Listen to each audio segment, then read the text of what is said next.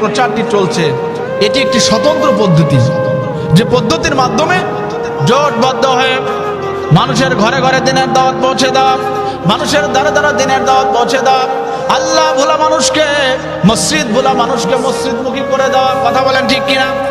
মসজিদে নিয়ে এসে তাদেরকে দিনের কথা বলা, দিনের বুঝ দেওয়া, এবং তাদেরকে বলা আল্লাহ দুনিয়াতে আমাদের শুধু খাওয়া দাওয়া ফুর্তি করার জন্য পাঠান নাই, আল্লাহ আমাদের দুনিয়াতে পাঠিয়েছেন জান এবং মালের দিনের জন্য কুরবানি করার জন্য। কথা বলেন ঠিক কিনা? আল্লাহ আমাদের দুনিয়াতে পাঠিয়েছেন এই জন্য যে আমরা আমাদের জান এবং মালকে দিনের জন্য কুরবানি করব। এটা একটা মহান বিপ্লব, এটা একটা নীরব বিপ্লব, যে বিপ্লব গোটা দুনিয়ায় এখন ছড়িয়ে পড়েছে। কথা বলেন ঠিক কিনা? কিন্তু আল্লাহর কি রহমত, আল্লাহর কি দয়া, এই নীরব বিপ্লবের মূল মার্কাজ আল্লাহ দিয়েছে আমাদের বাংলার জমিনে। কথা বলেন ঠিক কিনা? আরে জোরে বলেন ঠিক কিনা? এটার গুরুত্ব আমরা বুঝি না, আমরা মর্যাদা দিতে চাই না। এই দাওয়াত তাবলীগের প্রথম সূচনা হয়েছে 1926 সালে।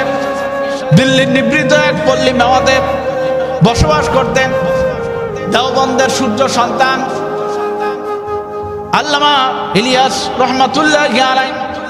অনেকেই বলতেন ওনার চেহারার দিকে তাকালে, ওনার আমলের দিকে তাকালে সাহাবায়ে কেরামদের আমল, সাহাবায়ে কেরামদের চেহারার কথা মনে পড়ে যায়। সুবহানাল্লাহ বলেন। ওনার প্রতিটি আমল ছিল সাহাবায়ে কেরামদের নমুনা। এরপরে তিনি এই চিল্লা দেওয়া, তারপরে 3 দিনের গাস্ট করা, দিনে 2.5 ঘন্টার মেহনত, এই পন্থা বা পদ্ধতি পৃথিবীতে নিয়ে এসেছেন, এবং এই পন্থার মাধ্যমেই পৃথিবীতে কাজ চলছে। সুবহানাল্লাহ বলেন। এই পন্থার মাধ্যমে গোটা 7টি মহাদেশে দিনের দাওয়াত পৌঁছে গিয়েছে।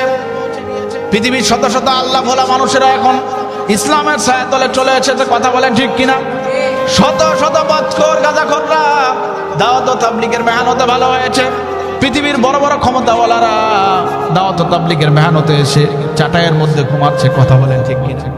চাটাইয়ের মধ্যে ঘুমাচ্ছে। এই আমাদের এখানে তাবলীগের মধ্যে অনেক বড় বড় লোক আসে, বহু টাকার মালিক, অথচ এই লোকগুলিকে আমরা অনেক সময় গাড়ি দিয়েও আনতে পারি না, দাওয়াত দিয়েও আনতে পারি না। তারা এমনিই আসে। কেন আসে? আল্লাহর মহব্বতে, আল্লাহর দ্বীনের মহব্বতে। কথা বলেন ঠিক কিনা? যদি আমরা তাদের সম্মান দিতে পারি না, এলাকার বিভিন্ন অন্যান্য এলাকায় তো তাবলীগ আসলে তাদের মেহমানদারি সবকিছু এলাকার মানুষ করে, কিন্তু আমাদের এলাকায় তাবলীগের সাথী নাই, তাবলীগের বুঝ নাই, এই জন্য তাদের মেহমানদারি আমরা করতে পারি না। অথচ তারা মুসাফির, আপনি তাদেরকে মেহমানদারি করতে না পারেন, তারা মেহমান হিসাবে এসেছে, তারা দিনের যে মূল্যবান কথাগুলি বলেন এগুলি আমাদের শোনাটা দায়িত্ব। কথা বলেন ঠিক কিনা? এটাও আমরা করতে চাই না। সম্মানিত উপস্থিতি, আমি ঝিনাইদহে যখন ইমামতি করতাম বিশ্ববিদ্যালয়ে পড়াকালীন অবস্থায়, এক ভাই মানে জামাতের মধ্যে, ওই জামাতের মধ্যে সবচাইতে উনি কম কথা বলেন। পরে আমার সাথে হালকা হালকা কথা হচ্ছে, একটা পর্যায়ে আমার রুমে কথা হচ্ছে, একদম অল্প কথা বলেন। তো পরে আমি ওনাকে জিজ্ঞাসা করলাম, ভাই আপনার প্রফেশনটা কি, আপনার পেশা কি, দুনিয়াবি পেশা কি? উনি বলে, হুজুর এটা না বললে হয় না। আমি বলি, না, যদি বলতেন। আসলে ওই উদ্দেশ্যে বলে না, জাস্ট একটু জানা। তো তখন বললো, হুজুর আমি আসলে বলতে চাচ্ছিলাম না, কিন্তু আপনি আমাকে বাধ্য করলেন, তারপর আমি বলতেছি। তিনি তখন বলতেছেন, আমি হলো বাংলাদেশের পরমাণু বিজ্ঞানী। সুবহানাল্লাহ বলে। বাংলাদেশের পরমাণু বিজ্ঞানী, তাবলীগের ছায়াতলে গিয়ে, যার জন্য এসি রুম, এসি বাথরুম সবকিছু, এগুলি সব ছেড়ে আল্লাহর দ্বীনের জন্য আজকে সে ভাঙাচোরা বাথরুমে, আজকে ভাঙাচোরা মসজিদে এসে অবস্থান করে। এই জন্য ভাইরা বাবাজিরা, এই অহংকার দূর হয়েছে একমাত্র আল্লাহর দ্বীনের জন্য। কথা বলেন ঠিক কিনা? সম্মানিত উপস্থিতি, তাহলে আমি আপনাদের যে কথা বলতেছিলাম, আল্লাহ সুবহানাহু ওয়া তাআলা আমাদেরকে শ্রেষ্ঠ উম্মত বানিয়েছেন। এই শ্রেষ্ঠ উম্মত আমরা কিভাবে হয়েছি? আল্লাহ সুবহানাহু ওয়া তাআলা এই কালামে হাকিমের মধ্যে বলেন, কুনতুম খায়রা উম্মাতিন উখরিজাত লিন-নাসি তা'মুরুনা বিল মা'রুফি ওয়া তানহাউনা আনিল মুনকার ওয়া তু'মিনুনা বিল্লাহ। আল্লাহু আকবার। আল্লাহ সুবহানাহু ওয়া তাআলা বলেন, তোমরাই হলো দুনিয়াতে শ্রেষ্ঠ জাতি। আল্লাহ সুবহানাহু ওয়া তাআলা তোমাদেরকে শ্রেষ্ঠ জাতি হিসেবে মনোনীত করেছে, চয়েস করেছে। কিন্তু তোমরা শ্রেষ্ঠ জাতি কখন হবে? তো যখন তোমরা দুনিয়াতে 2টা কাজ করবে। কয়টা কাজ? জোরে বলেন, আরো জোরে বলেন, কয়টা? এর মধ্যে 1 নম্বর হলো তা'মুরুনা যখন 1 নম্বর সৎ কাজের আদেশ করবে, আর 2 নম্বর ওয়াতানহাউনা আনিল মুনকার, অসৎ কাজ থেকে মানুষকে নিষেধ করবে। তাহলে বোঝা গেল এই আল্লাহ সুবহানাহু ওয়া তাআলা আমাদেরকে দুনিয়াতে শ্রেষ্ঠ জাতি হওয়ার জন্য 2টা বুনিয়াদী আমল দিয়েছেন। এর মধ্যে 1 নম্বর হলো সৎ কাজের আদেশ, আর 2 নম্বর হলো অসৎ কাজ থেকে নিষেধ। অসৎ কাজ থেকে নিষেধ, এই 2টা কাজ যখন আমরা করব তখন পৃথিবীতে আমরা শ্রেষ্ঠ হতে পারবো। এই 2টা কাজ ছাড়া পৃথিবীতে আমাদের শ্রেষ্ঠ হওয়া সম্ভব না। এর কারণ হলো আমাদের 2 ধরনের শত্রু রয়েছে। এক হলো বাহিরের শত্রু, 2 নম্বর হলো ভিতরের শত্রু। আমাদের ভিতরের শত্রু হলো নফসে আম্মারা, যেটা আমাদেরকে সবসময় খারাপ কাজের দিকে, গুনাহের কাজের দিকে ধাবিত করে।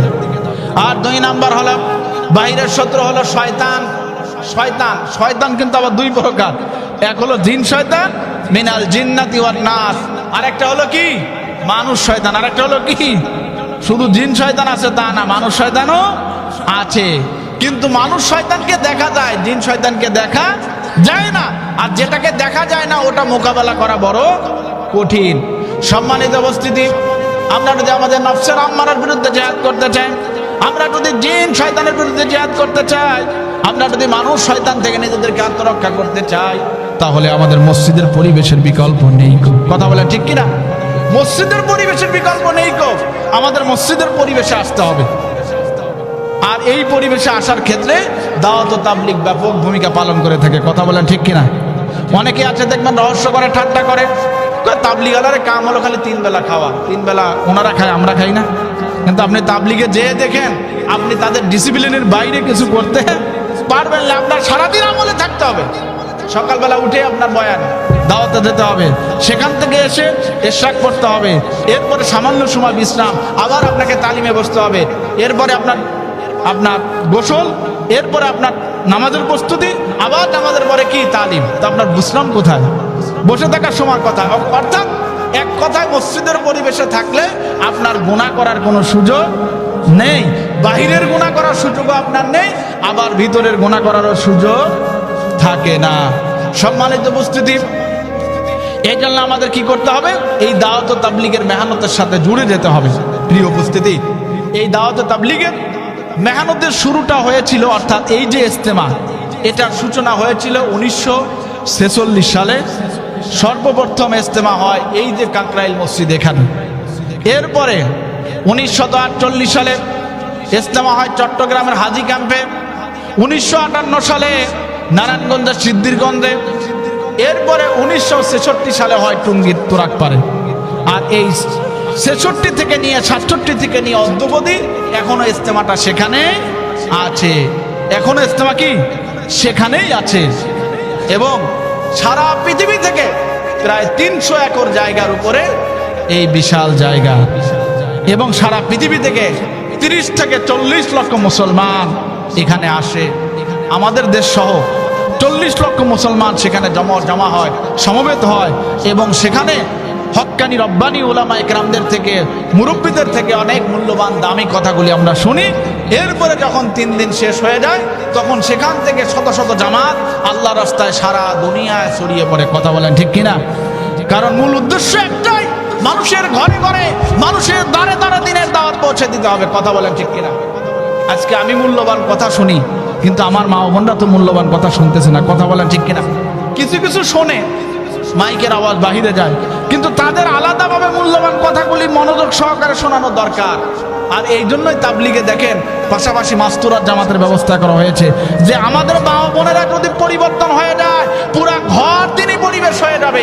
আর আমাদের মা ও বোনরা যদি ভালো না হয়, আমরা ওই পরিবারকে কখনো ভালো করতে পারবো না। এই জন্য ঘর থেকে আমাদের যদি বদদিনই, খারাপই যদি আমরা বের করতে চাই, তাহলে আগে আমাদের মা ও বোনদেরকে ভালো করতে হবে। কথা বলেন ঠিক কিনা? এই জন্য সেখানে তালিম করতে হবে, সকাল সন্ধ্যার তালিম থাকতে হবে। একটি হাদিসের কিতাব থাকবে, সেই কিতাব থেকে তালিম হবে। এই তালিম যদি আমরা ঘরেও চালু করতে পারি, তাহলে ইনশাআল্লাহ আমাদের ঘর থেকে বদদিনী দূর হয়ে যাবে, এবং আমাদের ঘরগুলিতে আল্লাহর রহমত এবং বরকত এবং নাজিল হবে। কথা বলেন ঠিক কিনা? প্রিয় উপস্থিতি, এই জন্য এই দাওয়াত ও তাবলীগ এটা হলো একটা নীরব বিপ্লব, যেটা গোটা দুনিয়ায় সাড়া জাগিয়েছে। সেই নিম্ন শ্রেণী থেকে উচ্চবৃত্ত প্রতিটি কোটি মানুষের কাছে এই দাওয়াত তাবলীগের দাওয়াত পৌঁছে গেছে, কথা বলেন ঠিক কিনা? এবং তারা ইসলামের ছায়াতলে আসতেছে। এখনো পৃথিবীর বহু জায়গা আছে যেখানে দিনের দাওয়াত আমরা দিতে পারি নাই। এখন দিনের দাওয়াত শুধু মুসলমানদের মধ্যে না, অমুসলিম ভাইদের মধ্যে আমাদের দিনের দাওয়াত দরকার আছে কিনা? এই জোরে বলেন আছে কিনা? আপনার সাথে কত মুসলমান ভাইদের সম্পর্ক আছে, আপনি কৌশলে তাদের উপরে তো চাপানো যাবে না। ইসলাম কোনো কিছু চাপিয়ে দেওয়ার কথা বলে না। আপনার বন্ধু, আপনি তার সাথে আপনি বলতে পারেন, আমরা বলতে পারি না, কারণ আমরা হুজুরদের দেখলে ভয়তে দৌড়াবে। আপনি বন্ধু, আপনি তার সাথে এত কথা বলেন, এত রহস্য করেন, এত হাসি আনন্দ করেন, কিন্তু আপনি যদি কালেমার দাওয়াত না দেন, কিয়ামতের ময়দানে যদি আল্লাহ বলে, এই আব্দুর রহমান, তোমার বন্ধু ছিল অমুক একজন অমুসলমান, সে তো আমারই বান্দা, আমারই গোলাম, তোমার কি দায়িত্ব ছিল না? তুমি তার সাথে এত কথা বললে, কালেমার দাওয়াতটা কি তাকে দিতে পারতে না? এই কথা বলেন না কেন? আপনি কি বাঁচতে পারবেন? আল্লাহ রসুলকে অমুসলিমদের কাছে কালেমার দাওয়াত দেয়নি। মুসলমানদের মধ্যে ইসলাম হবে, অমুসলমানদের মধ্যে কালেমার দাওয়াত হবে। তাদের মধ্য থেকে একজন ভাইও যদি ইসলামের ছায়াতলে চলে আসে, তাহলে একজন মানুষ জাহান্নাম থেকে বেঁচে গেল, কথা বলেন ঠিক কিনা? সম্মানিত উপস্থিতি, এই দাওয়াত তাবলীগের মাধ্যমে দেখেন পৃথিবীর বহু ধনী মানুষেরা, ক্ষমতাওয়ালা মানুষেরা একই চাটাইয়ের মধ্যে বসে থাকে, একই জমিনের মধ্যে বসে থাকে। রাসূলুল্লাহ সাল্লাল্লাহু আলাইহি ওয়াসাল্লাম বলেন, ইন্না উম্মাতাকুম উম্মাতান ওয়াহিদা, তোমরা হলে একটা জাতি, তোমরা হলে একটা জাতি, তোমাদের বাবা এক, তোমাদের মা এক, কথা বলেন ঠিক কিনা? আমাদের আল্লাহ এক, আমাদের নবী এক, কথা বলেন ঠিক কিনা? কথা, আমাদের প্রভু এক, এক নবীর উম্মাত, জীবন বিধান এক, ওই শিবানী কোরআন, কথা বলেন ঠিক কিনা? তবে কেন এক নাও হে মুসলমান, এক হও এক হও করিয়াও ভার, কথা বলেন ঠিক কিনা? কেন মুসলমানরা আজকে বিচ্ছিন্ন হয়ে থাকবে, বিভক্ত হয়ে থাকবে? তাম দুনিয়ায় মুসলমানরা মার খাচ্ছে শুধু বিভক্ত হওয়ার কারণে, কথা বলেন ঠিক কিনা? এই জন্য আমাদের ঐক্য রক্ষা করা ফরজ, বিভক্ত হওয়া কঠিনতম হারাম, কথা বলেন ঠিক কিনা? আর দাওয়াত তাবলীগে গেলে দেখা যায় সবাই একই কাতারে, একই জায়গা, এখানে কোনো ধনী আর গরিবের মধ্যে কোনো পার্থক্য থাকে? আল্লাহ রাসূল বলেছেন, লা ফারকা বাইনাল গনি ওয়াল ফাকির, ধনী আর গরিবের মধ্যে কোনো পার্থক্য থাকবে না, সাদা আর কালোর মধ্যে কোনো পার্থক্য থাকবে না। ইন্নাল্লাহা খালাকান নাস মিন তিন, আল্লাহ সুবহানাহু ওয়া তাআলা দুনিয়ার সমস্ত মানুষকে তৈরি করেছে মাটি থেকে, কথা বলেন ঠিক কিনা? এই জন্য আল্লাহ কোরআনের মধ্যে বলেছেন, ইন্নামাল মুমিনুনা ইখওয়া, পৃথিবীর যেখানে যে প্রান্তে একজন মুসলমান থাকুক না কেন, সে তোমার দ্বীনি ভাই, সে তোমার ইমানি ভাই, কথা বলেন ঠিক কিনা? এবং ইস্তেমার এই মোনাজাত, এটাও গুরুত্বপূর্ণ। অনেকেই ঠাট্টা করে, সমস্ত নবীদেরকে আল্লাহ পাক বিপদ থেকে উদ্ধার করেছে দোয়ার দ্বারা, কথা বলেন ঠিক কিনা? আমাদেরও বিভিন্ন বিপদ থেকে উদ্ধার করে কিসের মাধ্যমে? দোয়ার মাধ্যমে। এই জন্য ভাইরা বাবাজিরা, ওলামায়ে কেরামদের তত্ত্বাবধানে ইস্তেমা শুরু হচ্ছে আগামী মাসের 2, 3 এবং 4 তারিখ, ওলামায়ে কেরামদের তত্ত্বাবধানে, হক্কানি রব্বানি এই দেশের শীর্ষ ওলামায়ে কেরামদের পরামর্শে এই জামাত অনুষ্ঠিত হবে ইনশাআল্লাহ। এই ইস্তেমায় 2, 3, জোরে বলেন কয় তারিখ? 2, 3, বলেন 2, 3, 4, জোরে বলেন 2, 3, 4, ওলামায়ে কেরামদের তত্ত্বাবধানে এই ইস্তেমায় আমরা যাব। রাজি আছি? জান এবং মালের কিছু কুরবানি দিতে হবে, রাজি আছি? নিজের মন থেকে কে কে রাজি আছেন একটা হাত তোলেন তো দেখি। আমি ইনশাল্লাহ যাবো। কে কে রাজি আছেন? মন থেকে একটা হাত তোলেন। আমি যাবো ইনশাল্লাহ। ওলামায়ে কেরামদের ইস্তেমা ইনশাল্লাহ আমি যাবো। রাজি আছি ইনশাল্লাহ? হাত তুললেন না, সেইভাবে নিয়ত করেন না, নিয়ত সওয়াব হবে। সবাই হাত তোলেন, ইনশাল্লাহ আমরা যাবো ইনশাআল্লাহ। আরো ধরে বলেন ইনশাআল্লাহ। আল্লাহ আমাদের সবাইকে কবুল করুক, সকলে বলে আমিন। আরো ধরে বলে আমিন। আমাদের ওলামায়ে কেরামদের সাথে থাকতে হবে, কারণ তাবলীগের 6টা উসুলের একটা হলো ইকরামুল মুসলিমিন, মানুষের মুসলমানদের কিমাত বুঝে মর্যাদা দেওয়া, কথা বলেন ঠিক কিনা? আর ওলামায়ে কেরামদের সাথে আমরা থাকলে দিনের সহি বুঝের উপরে থাকবো। ওলামায়ে কেরামদের থেকে বিচ্ছিন্ন হলে কখনোই আমরা সঠিক পথ পাবো না। প্রিয় উপস্থিতি, এই মসজিদগুলি ওলামায়ে কেরামদের মাধ্যমে আবাদ হয়। ওলামায়ে কেরাম না থাকলে এই মসজিদগুলি অন্ধকার হয়ে যেত, কথা বলেন ঠিক কিনা? এখন এই মসজিদ আবাদ করা আমাদের দায়িত্ব, আর এই মসজিদের আবাদকারী হিসেবে ওলামায়ে কেরামদের রক্ষণাবেক্ষণ করা, খোঁজখবর নেওয়া, তাদের সার্বিক সমস্ত চাহিদাগুলি পূরণ করা, এটা আপনাদের দায়িত্ব, কথা বলা ঠিক কিনা?